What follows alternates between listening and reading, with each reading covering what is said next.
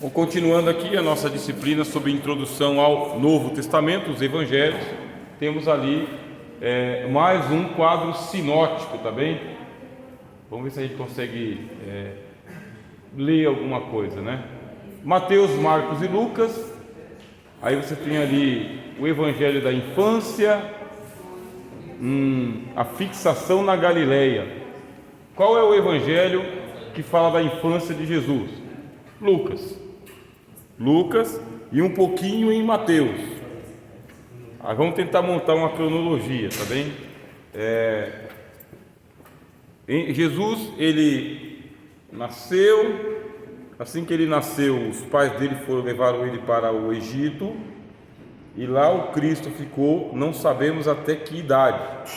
A gente pensa que ele ficou até os 5 anos de idade por causa da morte de Herodes. Depois que Herodes morreu, é que o José veio do Egito para poder morar na Galileia. Aí o pessoal quer fazer uma cronologia de que é 5 anos de idade, mas isso também não é exato, mais uma vez não é exato. Por quê? Porque o Herodes pode ter morrido agora e eu decidi ir 3 anos depois. E o filho de Herodes assumiu e eu posso ter ido depois. Por isso a gente calcula o quê? Até os 11 anos, isso aqui é uma informação importante, até os 11 anos de idade, Jesus foi criado por José e Maria no Egito. O Egito, ele tinha uma colônia judaica lá, de judeus. E que tipo de judeu que vivia no Egito? Judeus helênicos. O que é um judeu helênico? Ele é um judeu que fala grego. Ele é um judeu que ele tem cultura de grego. A Bíblia que ele lê é a Septuaginta, não é a Bíblia hebraica, em hebraico. Ele lê em grego. Isso foi importante na infância do Senhor Jesus, ter sido criado numa colônia de judeus helênicos e não de judeus palestinenses. Os judeus palestinenses, que nem eu falei para vocês, ele era mais radical, mais bruto, cara da terra. Mas o judeu helênico, ele tinha uma outra visão mais universal da salvação, mais aberta. É judeu, mas ele tem um contato melhorado com os gentios. Essa informação é importante.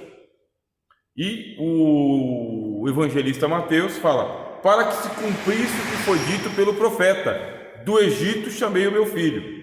Aqui você tem um problema. Por quê? Porque o Oséias, quando escreveu isso, do Egito chamei o meu filho, ele queria falar sobre Israel. O filho de Deus seria a nação de Israel. Do Egito chamei o meu filho. O evangelista Mateus entende o quê? Que a profecia era para Jesus e não para Israel. Aí começa uma chave hermenêutica. O que é chave hermenêutica? É uma chave que você começa a abrir os textos, entender os textos. Qual que é a chave hermenêutica? As profecias eram messiânicas, profecias para Jesus. Seu nome será Emanuel, que traduzido significa Deus conosco. Ele cita as profecias do Antigo Testamento, Mateus, que são profecias messiânicas. Mas quando você vai lá para examinar no texto hebraico, não tem muita lógica. Para que se cumprisse o que foi dito, em Ramá se ouviu um choro, Raquel lamentando os seus filhos e não querendo ser consolada porque eles não existem mais. Do que Jeremias estava falando? Jeremias está falando da destruição de Jerusalém. E o que o Mateus fez? Disse que a profecia era para Jesus. Isso é uma metodologia. Você ler o Novo Testamento e ler o Antigo Testamento, ler o Antigo Testamento e encontrar as profecias messiânicas no Antigo Testamento e trazer para o Novo Testamento. É isso que Mateus vai fazendo, para que se cumprisse o que foi dito pelo profeta. O seu nome será Nazareno. Aí você vai para o texto hebraico, aonde que está escrito para que se chamasse Nazareno? Aonde? Não tem. Não tem. Por quê? Porque a palavra Nazareno, ela é uma tradução para desprezível. O que o Mateus está fazendo? Ele está transliterando o servo sofredor de Isaías 53 ele será desprezível, está transliterando para a palavra nazareno. Quer dizer, quando fala que ele é o nazareno, ele é o mais desprezado entre os homens. Detalhes que estão ali no Evangelho e que você vai descobrir à medida que você vai estudando, tá bem? Cristo tem a sua infância, aí com 12 anos ele reaparece. No Evangelho de Lucas, quando que ele desaparece? Ele desaparece quando ele é apresentado. Quando ele nasceu, diz que José teve tempo de fazer o quê? José teve tempo de ir ao templo de Jerusalém, apresentar Jesus com 8 dias. O Evangelho de Mateus fala isso? Não. O Evangelho de Mateus diz assim: Jesus nasceu, Herodes perseguiu Jesus e foram embora sem apresentar Jesus nem nada. Não é essa a impressão que você tem? Pé no mundo com o menino de fralda, porque Herodes vai pegar ele. Só que no Evangelho de Lucas, diz assim, que Jesus, quando nasceu, ele foi apresentado pelos anjos para os pastores, e encontrarão o menino envolto em panos. E aonde que estava Jesus? Estava numa estrebaria, né? Não é isso que a gente vê lá, no presépio, entre os animais. Por quê? Porque não se achava lugar para eles na estalagem. Mas quando você vem para o Evangelho de Mateus, aonde que os magos chegaram? Na gruta, que nem você vê no presépio? Não. Você lê o Evangelho de Mateus e o Jesus, ele estava na casa. Não estava mais na gruta. Não estava mais na manjedoura. Quando os magos vieram do Oriente, Jesus já tinha 2 anos de idade. Já estava engatinhando pela casa. Já era meninote. E se você não lê os 3 evangelhos nesse detalhe, você não consegue compreender isso. Quando que o Herodes mandou matar as crianças? Todos aqueles que tinham de 2 anos para baixo, segundo os dias que ele tinha aferido com os magos. 2 anos. Por isso, deu tempo de Jesus nascer, ser apresentado no templo, veio a profetisa Ana, veio o ancião lá, o Simeão. Jesus foi apresentado, tal, não sei o que. Deu tempo de Jerusalém esvaziar, o censo ser feito, porque José tinha vindo da Galileia, por quê? Por causa do recenseamento. O recenseamento já tinha acabado, deu tempo de José alugar uma casa e ficar morando ali em Belém, para que se cumprisse a profecia. Aí vieram os magos do Oriente, trouxeram condições financeiras para que José fosse para o Egito. Porque quando o José foi para o Egito, foi no meio de uma caravana. Haviam caravanas que iam para o Egito. Foi no meio de uma caravana, custeou a caravana com ouro, incenso e mirra. Ele não recebeu ouro, pagou, foi embora e viveu durante todo esse tempo com o quê? Com aquilo que Jesus tinha recebido como presente dos magos, providência para a viagem. Com isso se instalaram lá no Egito. Não apresentou Jesus como sendo o Filho de Deus, nascido do Espírito Santo, nada de contar milagre antes do tempo. Esse milagre para ser contado na hora exata, para as pessoas que precisam ouvir, não para todo mundo. A gente vem de milagre e acaba no descrédito, né? Quer dizer que não faz parte da metodologia do Novo Testamento. Deu tempo agora de Cristo crescer, sossegado no Egito, aprendeu o grego no Egito, grego dos judeus, os judeus de fala hebraica e de fala grega. Aprendeu as primeiras letras nas sinagogas do Egito. Os pais dele estavam helenizados também, porque José e Maria eram da Galileia, a Galileia dos gentios, a Galileia que era composta de vários povos, por isso que é chamado de Galileia dos gentios. Cristo ele vai crescer numa cultura judaico-helênica, tá bem? É sinagoga? É de judeu? Mas a Bíblia que eles leem em grego e o sermão em grego, isso faz diferença? Totalmente. Porque se o Evangelho tivesse sido pregado para nós nos moldes da sinagoga judaica, nós teríamos que ser judaizados. Circuncisão, quipá, mulheres para trás, homens para as frentes, e aquela separação que existe na sinagoga até os dias de hoje. Não, na hora de se estabelecer, Jesus estabeleceu a eclésia, igreja, palavra grega, e não carral, congregação, palavra hebraica. Essa é a diferença, tá bem? Aí depois da infância, Jesus desaparece. E com 12 anos ele está no templo. Significa que ele já está de volta. Por isso que a gente pode fazer esse cálculo aí, de 2 até 11 anos de idade lá no Egito, tá bem? 12 anos ele aparece. Aí ele aparece no templo de Jerusalém, deixa de ser menino, porque de acordo com a tradição dos judeus, entrou na puberdade, o menino deixa de ser criança e vira homem. É um homem jovem, mas já é um homem, com cidadania, direito à espada, direito a casamento, direito à herança, tudo mais. Até os 12 anos, dos 12 anos para frente, já é homem. Até hoje é assim, tá bem? Aí o que faz o Cristo? Ele vai para o Bar Mitzvah. Bar Mitzvah quer dizer que ele vai ser um filho da lei. E ele se apresenta diante dos doutores da lei. E ao invés de ele ser sabatinado pelos doutores, o que ele faz? Ele sabatina os doutores, a infância de Jesus. Aí depois tem a sua fixação na Galileia.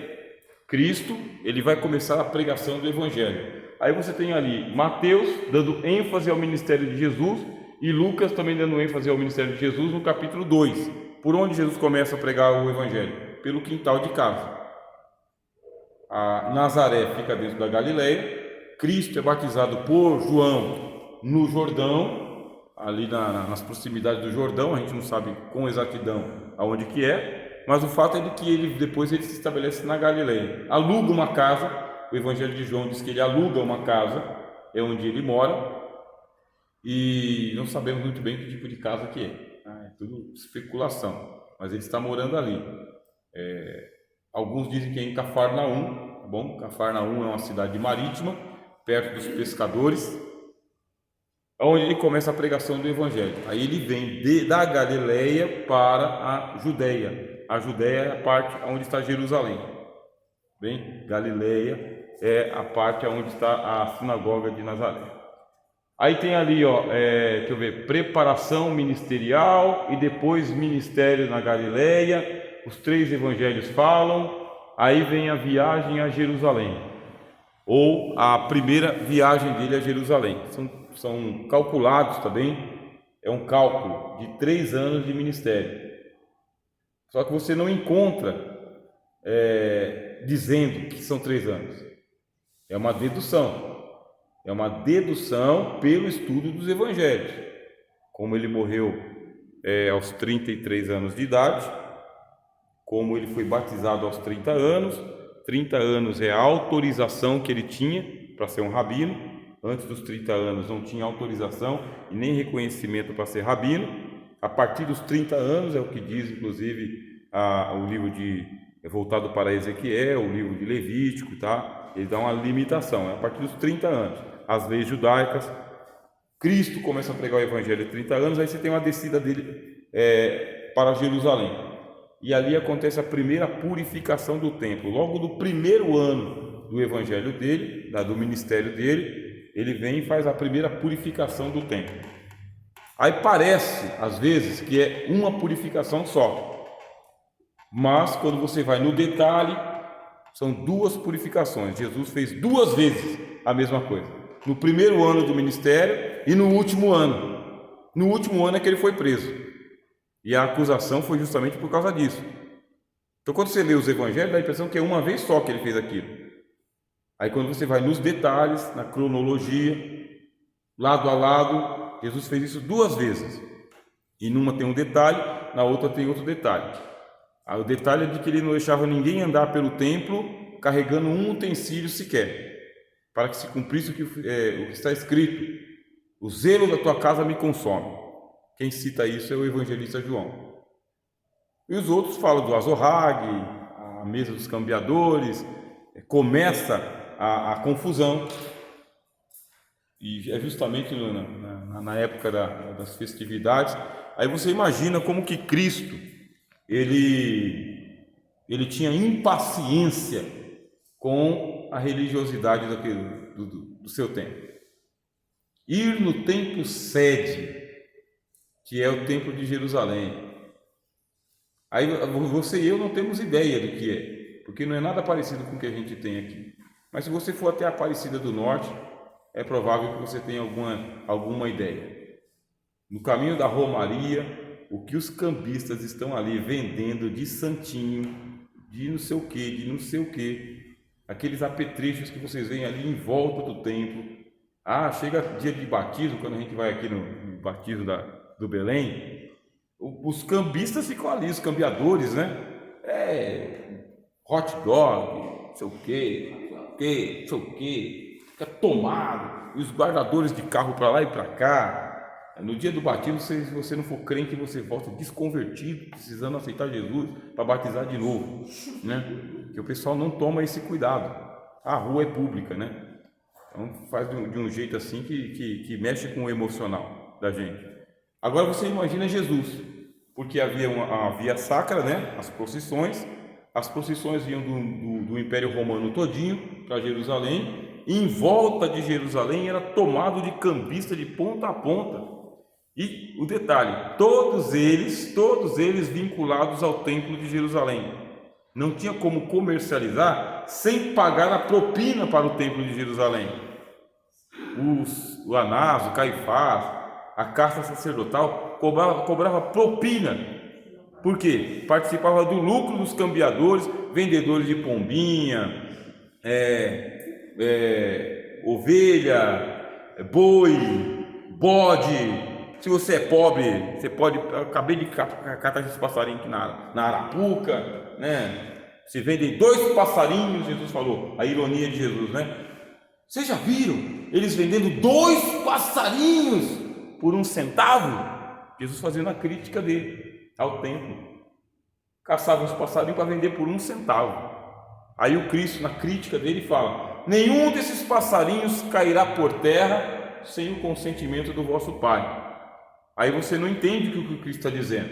Ele está dizendo que Deus não aceitará o sacrifício desses 2 passarinhos. Por quê? Porque eles foram vendidos por 1 centavo. E não é isso que a lei diz.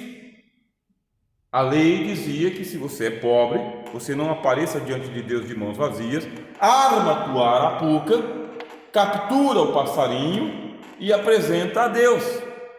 E Cristo diz: esses 2 passarinhos não cairão por terra sem o consentimento do vosso Pai. Deus não consentiu. Ou você acha que Deus consentiu? Não. Então a leitura do Evangelho tem que ser feita na linha, meu irmão. Tem que ser feita no detalhe, para você descobrir esses detalhes, esses que eu estou falando para vocês aqui. É Jesus fazendo crítica ao templo que... raça de víboras. Vocês transformaram a casa do meu pai no mercado, num covil de ladrões. Aí você imagina que o Cristo, pregando o Evangelho na sua pureza, tem que ir para o templo de Jerusalém, e os irmãos dele falam: já que você quer ser conhecido, vai lá para Jerusalém. Ninguém que quer ser conhecido fica se escondendo aqui na Galileia. E o Senhor Jesus diz assim: vocês podem ir, porque o vosso tempo sempre está pronto, o meu não chegou ainda. E dispensou eles para ir para a festa. Agora a gente tem que fazer um paralelo prático para nós. Vocês acham que se Jesus condenou o templo de Jerusalém com a hipocrisia, com a venda da salvação, com um comércio sem vergonha que acontecia ali, com extorsão, Jesus considera que 1 centavo é uma extorsão. Vender 2 passarinhos por 1 centavo, que é um ceitil, né? Um ceitil é 1 centavo. Jesus considera isso uma extorsão. Vocês acham que na igreja pode? Se não podia lá, vocês acham que aqui pode? Não pode, meu irmão. Não pode. Não pode sabonete ungido, água ungida, tapete ungido, arco ungido, camisa ungida. Não pode. Não se pode. É extorsão, é pecado. O zelo da sua casa me consome. E o Espírito de Jesus está na igreja para dizer claramente: isso não é igreja. Isso aí é o prêmio de Balaão. Qual que é o prêmio de Balaão? Vender o dom de profeta dele para poder ganhar dinheiro com aquilo que ele estava fazendo para Deus, né? Então, o mesmo Espírito Santo vai falar da mesma forma. É assim que a gente lê o Evangelho. para entender. Ele faz a primeira purificação no templo, dá uma confusão, aí começam a armar arapucas contra Jesus, mandar gente contra Cristo. O que ele faz? Sai de Jerusalém e volta para Galileia. Tem que voltar para Galileia, ele vai por onde? Vai por meio de Samaria. Lá no meio de Samaria, onde ele encontra a samaritana, até ele voltar para a cidade dele na Galileia. Aí é como conflito em Jerusalém e tal, não sei o que, ali a gente já passa para a morte dele, né? Por quê? Porque ajuntando os 4 evangelhos e lendo Mateus, Marcos, Lucas e João, dos 33 anos de vida de Jesus, você tem ali cerca de 1 ano e meio só.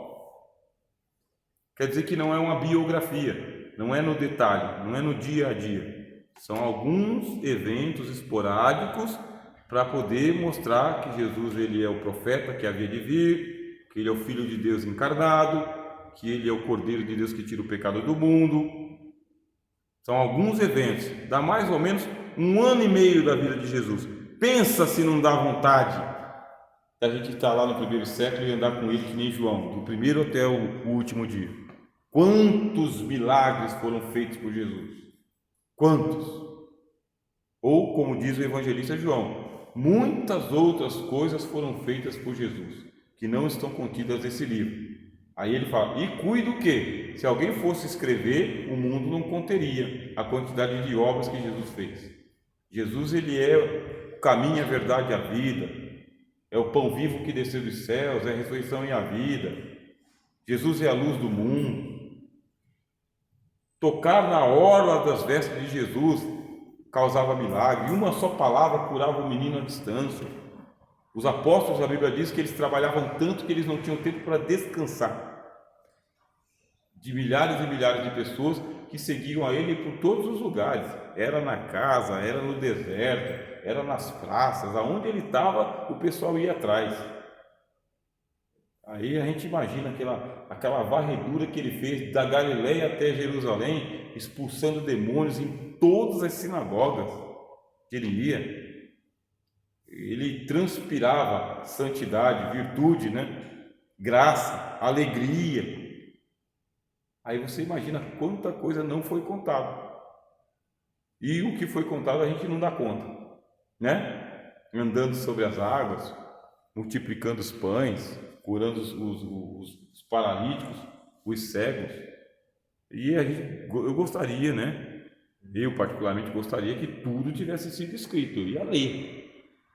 Podia ser 3 Bíblias dessas, eu ia ler. Não. Alguns segredos Deus tem que ele fala, não, estas coisas estão escritas para que creiais que Jesus é o Filho de Deus e nela, crendo, tenhais a vida eterna pelo seu nome. Ponto. Se o que está escrito aqui não for suficiente para gerar fé no teu coração, ainda que um dos mortos ressuscitasse, você creria. Porque os sinais seguirão aos que crerem. Olha que coisa. Se você não crer, não tem sinal. Você crê primeiro e vê o sinal depois, e não o inverso. Aí os evangelhos, todos eles, falam da morte e da ressurreição de Jesus, tá bem?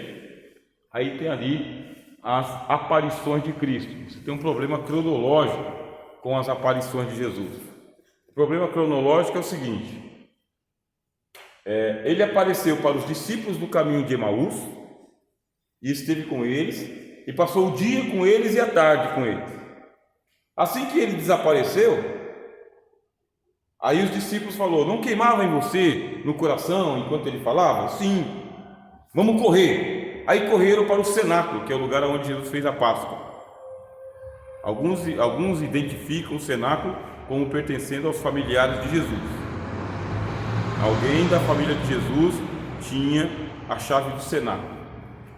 Quando chega no cenáculo, escuta, Jesus apareceu para nós. Aí o pessoal fala, é verdade, ele também esteve aqui. Como que ele esteve aqui se ele estava com nós lá? Então você tem um problema de cronologia, porque Jesus ele fez múltiplas aparições ao mesmo tempo a pessoas diferentes. Quer dizer que ele não apareceu primeiro para um, depois para outro, depois para outro. Ele apareceu a diversas pessoas em lugares diferentes, ao mesmo tempo, e ninguém reconhecia ele. Aí diz assim: eu vou adiante de vós para a Galileia. Ué, mas o caminho de Emaús não é direção a Galileia. Você pega o mapa e você fala: isso aqui é direção ao cenáculo. O cenáculo fica ali na cercania de Jerusalém. Aí ele fala: eu vou adiante de vós para a Galileia. Diga aos meus discípulos que eu vou adiante deles para a Galileia. E a Pedro. Só que depois diz que ele apareceu na casa, o cenáculo que é em Jerusalém. Ué, mas ele não falou que ele ia para a Galileia? Que ele ia ver eles lá na Galileia? Depois do Evangelho não diz que ele está na Galileia, que os discípulos estão com medo, fechados e vão pescar e Jesus aparece. Então você tem um problema chamado problema cronológico, tá bem? Montar a cronologia dos 4 evangelhos não é fácil. Não é fácil, a gente fica perdidinho. E por quê? Porque Jesus fez múltiplas aparições a diversas pessoas em diversos lugares ao mesmo tempo. Aí você não sabe, porque diz que é o primeiro dia da semana, aí ele aparece de novo 7 dias depois, e 7 dias depois já está em outro lugar. Aí você tem que tentar harmonizar, chama-se harmonia dos 4 evangelhos. E para fazer a harmonia dos 4 evangelhos? Haja teologia, tá? Por isso que a gente faz? Para a nossa própria saúde emocional, você lê Mateus, fecha. Lê Marcos, fecha. Lê Lucas, fecha. Lê João, fecha. Para a tua saúde emocional, sem confusão mental nenhuma. Deixa isso aí para o pessoal dos livros. A sua parte é: hoje eu vou pregar sobre a primeira aparição de Jesus. Aonde foi? Para quem foi? Para quem Jesus apareceu primeiro? Vocês que são leitores aí, para quem Jesus apareceu primeiro? Maria Madalena. Maria Madalena. Que horas?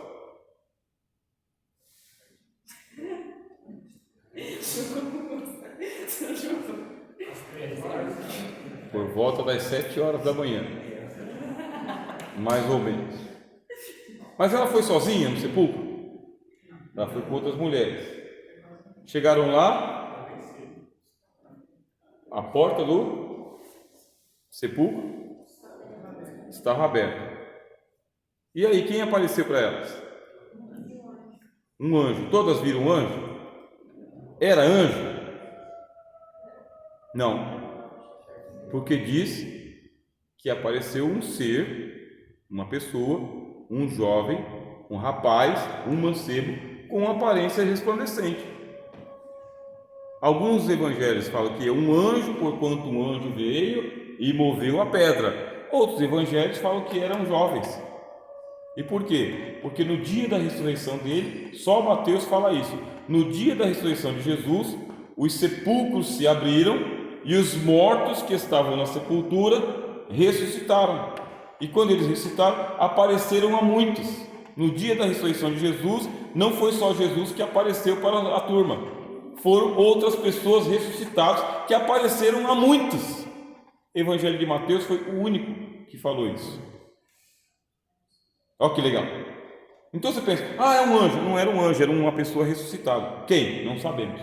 Porque o Evangelho de Mateus diz: o corpo dos santos que estavam nas sepulturas ressuscitaram, e depois da ressurreição dele, entraram na cidade santa e apareceram a muitos, como jovens. Olha que legal. Então, como você vai fazer a harmonia dos evangelhos? Aí você pega o Evangelho de Mateus, qual que é a ordem de Jesus? Você pega o Evangelho de Marcos, qual que é a ordem de Jesus? Você pega o Evangelho de Lucas, qual que é a ordem de Jesus? Nos 3 evangelhos ele dá ordem, e as 3 ordens são diferentes.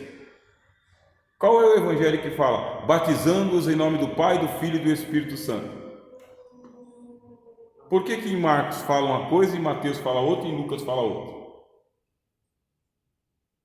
É porque no ato da ressurreição de Jesus, muita coisa foi dita ao longo dos 40 dias. Ao longo dos 40 dias foi dito. Na hora de escrever o Evangelho, o evangelista deve que escolher uma das partes do que ele falou. Então, em uma parte ele fala batizando-as, em outra parte coloca ir fazer discípulos de todas as nações, ensinando-as a guardar tudo quanto vos tenho mandado. No outro diz, ide por todo o mundo e pregai o evangelho. Jesus foi falando isso aí ao longo dos 40 dias. Na hora de escrever, escolheu uma frase só.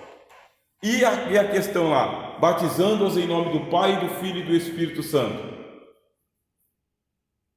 Não está na ordem cronológica. Por quê? Porque isso não é uma expressão de Jesus. Você lê todos os evangelhos, não existe nunca Jesus falando em nome do Pai, do Filho e do Espírito Santo. Isso aí é a igreja que falou em nome do Pai e do Filho e do Espírito Santo. Quando o evangelho foi escrito, aí a fórmula já existia, chama-se fórmula trinitariana do batismo. Então, batizar em nome do Pai e do Filho e do Espírito Santo é uma inserção da igreja. São os apóstolos que falaram isso aqui, mas eles colocaram isso na boca de Jesus, como Cristo tendo dito. Por quê? Porque a igreja e Cristo formam uma só realidade, uma só unidade. Aí pronto. Então, não se deve batizar em nome do Pai, do Filho e do Espírito Santo, porque isso aí é posterior. Deve se batizar porque a Bíblia é inspirada por Deus. Os evangelistas, eles colocaram isso na Bíblia, a gente segue isso daí. Agora, é uma evolução doutrinária, tem que esperar um pouco para poder o fruto amadurecer. Enquanto o fruto não amadurece, não tem como. Quer dizer que nos outros evangelhos, nenhuma vez Jesus falou em nome do Pai, do Filho e do Espírito Santo. E só é autorizado pelo evangelho só o batismo em nome do Pai, do Filho e do Espírito Santo. Só o batismo. Não é autorizado fazer outra coisa, só batizar só. Então a gente não celebra a ceia em nome do Pai, do Filho e do Espírito Santo. Não dá a bênção apostólica em nome do Pai, do Filho e do Espírito Santo. Não ora, não termina a oração em nome do Pai, do Filho e do Espírito Santo. Você só batiza em nome do Pai, do Filho e do Espírito Santo. Só isso está autorizado. Aí por que a gente faz o restante? Tradição. Já está bonito, os católicos usam, a gente usa também. Aproveita e faz o sinal da cruz. Problema nenhum, né? Quiser fazer o sinal católico é assim, ó, em nome do Pai, do Filho e do Espírito Santo. Só que se você quiser seguir a fórmula dos gregos, dos orientais, você tem que colocar os 3 dedos assim unidos. Olha o que é a imaginação teológica, né? Os 3 dedos, por quê? Porque aqui é o Pai, o Filho e o Espírito Santo, os 3 dedos. E os 2 dedos de baixo, você tem que colocar eles assim, ó, e cruzá-los aqui, porque é a natureza divina e a natureza humana de Jesus. Aqui é o Pai, o Filho e o Espírito Santo, a natureza divina e a natureza humana. Então, com a mão, você diz, em nome do Pai, na cabeça, em nome do Pai, em nome do Filho, no coração, em nome do Espírito Santo, amém. Porque você não pode separar a pessoa do Espírito Santo. Tem que ser Espírito Santo, amém. Isso aí é a piedade da igreja. Você pega a Bíblia, começa a ler e fala, então vou fazer isso aqui, para poder ensinar as pessoas. E vai se criando tradição, e mito, e lenda, e prática, e ritual, e liturgia, e vai dificultando o caminho que foi facilitado por Jesus. Então, nós não somos católicos, nós não somos anglicanos, nós não somos da Igreja Oriental Grega, nós somos evangélicos de tradição pentecostal. É isso, é assim que a gente segue. O que mais? Aí tem as aparições na Galileia, acaba por aí. Meu amigo do slide, estou sempre aqui lembrado de você. Tem mais um? Hipótese das 2 fontes, que eu já falei para vocês. E ali não vai dar para a gente ler, está muito difícil, tá bem? É mais ou menos o que eu falei, só que ali já tem o Evangelho de Mateus, Marcos, Lucas e João, tá bem? Tenta-se montar mais ou menos uma cronologia do começo ao fim, aonde que aparece em cada evangelho a referência do que aconteceu. Não vai dar para a gente ler, está muito pequeno. Próximo, por favor. Evangelho segundo Mateus. É por aqui a gente vai terminar, porque na próxima aula eu quero falar propriamente alguns elementos do Evangelho de Mateus, tá bem? Na outra do Evangelho de Marcos, na outra de Lucas, e depois a gente vai ter que parar um bom tempo no livro de Atos. Então eu vou explorar bastante a questão dos evangelhos nas aulas, para a gente poder ter um bom tempo para a gente falar só sobre o livro de Atos, tá bem? Bom, o que nós temos aqui? Nós temos aqui de Mateus, do capítulo 1 até o capítulo 25. Isso aqui, se você pegar esse quadro, você consegue memorizar ele, tá bem? Memorizar. Primeira linha, capítulo 1 e 2, nascimento do Messias. Vamos supor que você é um pregador pentecostal, você quer impressionar na galera, mostrar que você é um estudioso das Escrituras, o pessoal realmente está interessado em saber que você é uma máquina humana, né? Fica bonito na pregação e, enfim, você pode usar isso aqui se você quiser. Isso aí é só o professor Rogério. Sabe o professor Rogério? Uma vez eu fiz algo parecido assim com o livro do Apocalipse, né? Que é muito bonito, né? Vai fazendo aquela gradação, fica bonito, né? Mas às vezes é só ostentação, só. Feio, né? Jesus fala, não, meu Deus, o que esse cara está fazendo? Mas é isso aí. Fica bom, né? Ó. Capítulo 3, a proclamação do reino em palavras e ações. Capítulo 4, o conflito e o caminho da cruz. Aí, não, pulei, né? Capítulo 3 e 4, abertura da atividade de Jesus. Capítulo 8, 9, milagres e curas. Capítulo 11 e 12, atividade na Galileia. Capítulo 13 ao 17, constituindo comunidade. 19, controvérsias em Jerusalém. Aí colocou ali 16. Está errado, né? 26. Paixão, morte e ressurreição, do 26 ao 28. Embaixo, o capítulo 5 ao 7, sermão da montanha, aí sermão da missão, sermão das parábolas, sermão da comunidade, sermão escatológico. Então a gente vê ali que na primeira linha coloca o nascimento de Jesus, na segunda linha você tem um esquema do capítulo 3 ao 13, do 14 ao 28, na terceira linha do capítulo 3 ao 28, na quarta linha do capítulo 5 ao 25. São maneiras de você estar utilizando aí para memorizar o Evangelho de Mateus. O que eu gosto? Eu gosto de fazer essa memorização, assim, para eu poder fazer as citações, né?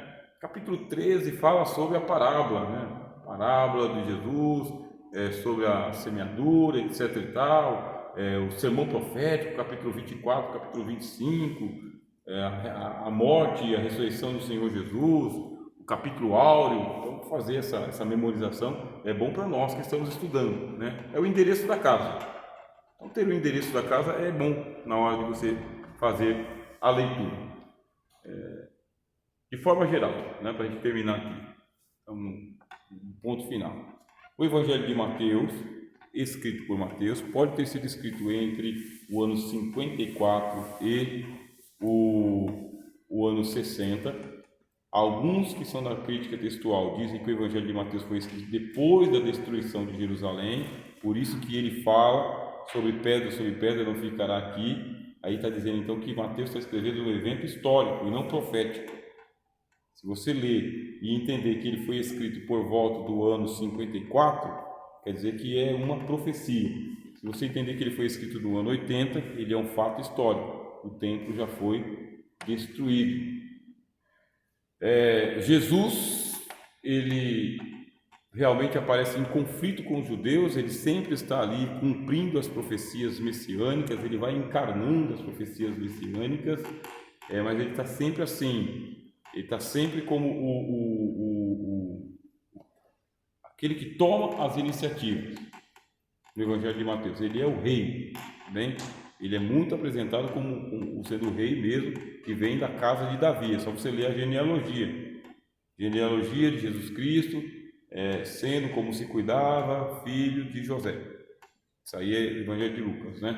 Nele lá fala das divisões da genealogia de Jesus, de 14, 14 e 14, e leva Jesus até onde? A genealogia de Jesus leva até Abraão. Na genealogia de Lucas, Jesus é levado até Adão, filho de Adão.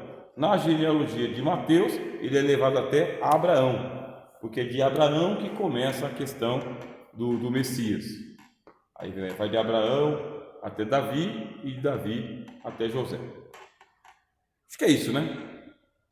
Tá bom? Perguntas? Acréscimos? Comentários? Uma pergunta, pastor. O batismo nas águas, então, ele foi instituído a partir de João, então. Ou os judeus já tinham alguma coisa semelhante? Isso. Então, a doutrina dos batismos, os judeus já batizavam. Jesus pega lá no Mateus capítulo 15, ele fala: vocês batizam até a cama de vocês. Vocês batizam os seus copos, vocês batizam os seus pratos. Vocês são os hipócritas. Vocês lavam os utensílios, mas não lavam o interior. Ali já tem a doutrina dos batismos. Lá no Evangelho de Mateus, de João, quando fala das talhas de purificação, são talhas de batismo, que eles se batizavam, se purificavam, né? Então a purificação era o batismo. Os essênios praticavam batismo, que eram batismos rituais, todas as vezes eles se batizavam, era repetido. João Batista veio fazendo o batismo também, só que o batismo de João era uma vez só. Aí entra o batismo de Jesus, o batismo cristão. Qual que é o problema? Vamos batizar como? Qual é a fórmula? Existe uma fórmula para o batismo? No batismo de João, qual que era a fórmula? Eu vos batizo com água para o arrependimento. Após mim vem aquele que é antes de mim, do qual eu, abaixando, não sou digno de desatar as sandálias. Havia um sermão e um batismo. Arrependei-vos e crede no Evangelho. Não tinha uma fórmula. Quando chega no começo da história da igreja, como que os discípulos batizavam? Eles simplesmente batizavam as pessoas, a Bíblia diz, confessando os seus pecados, eram por eles batizados. Havia uma confissão pública, eu sou pecador, e batizavam essas pessoas. Quando chega no começo da história da igreja, eles eram batizados em nome do Senhor Jesus. Só em nome do Senhor. Eles eram batizados em nome do Senhor. Aí houve a evolução da doutrina, o entendimento da doutrina do Pai, do Filho e do Espírito Santo. Agora, para identificar com a doutrina trinitariana, a igreja batiza como? Em nome do Pai, do Filho e do Espírito Santo. Mas não existe, tá bem? Nenhum texto em que alguém tenha sido batizado em nome do Pai, do Filho e do Espírito Santo. Não tem. Você tem uma ordem de Jesus, mas no livro de Atos não tem. Aí você vai para o pessoal da congregação cristã e o pessoal da congregação fala: nós seguimos a Bíblia, porque a Bíblia diz que tem que ser batizado em nome do Senhor Jesus. Aí eles fazem assim: eu te batizo, né, em nome do Senhor Jesus, em nome do Pai, do Filho e do Espírito Santo, para não ter dúvida, né?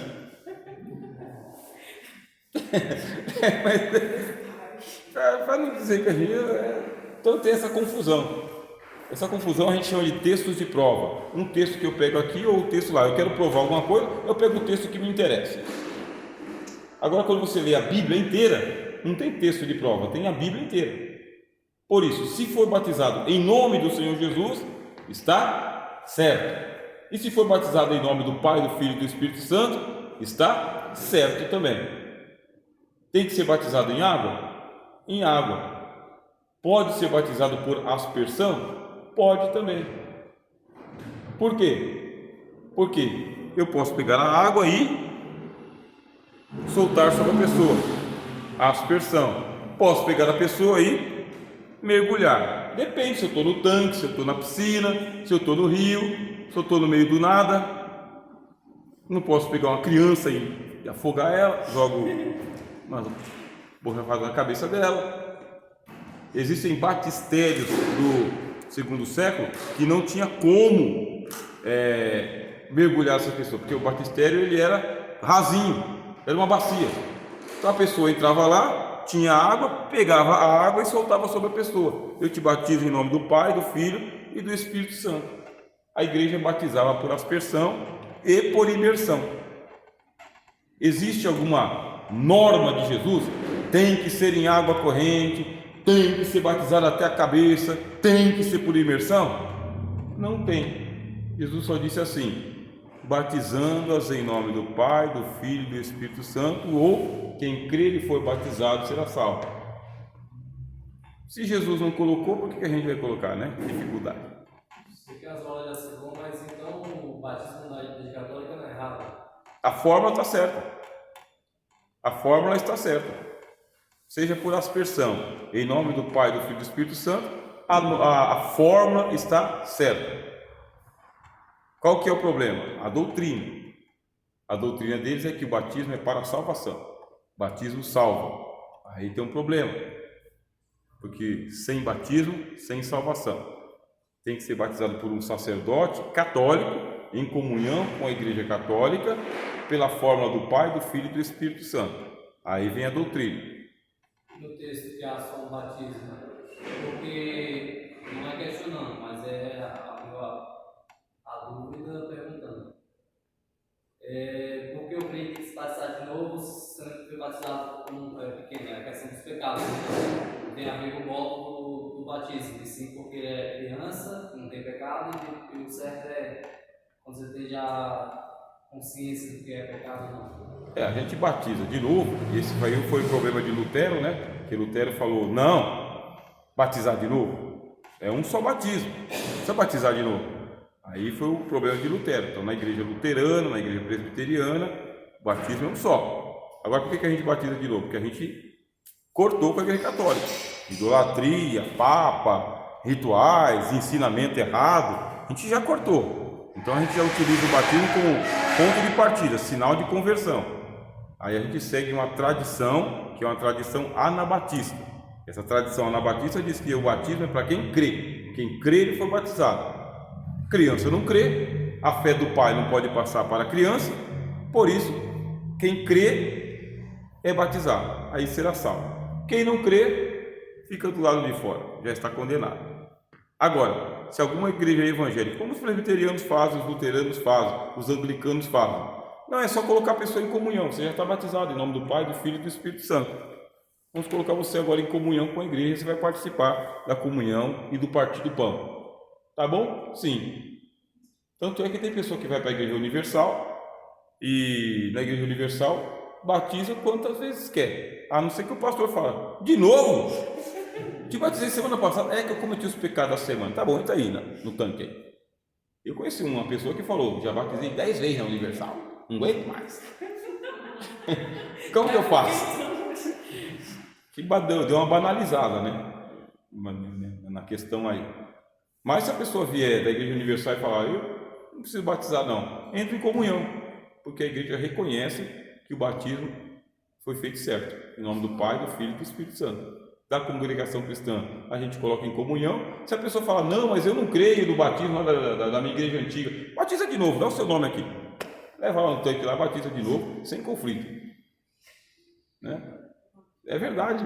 Pastor, mas não é também por causa do arrepender, porque quando é pequeno não vai arrepender, porque não tem. Exato. É o bebê, né? Não tem que arrepender. Isso mesmo. É o que a gente ensina, né? Então a igreja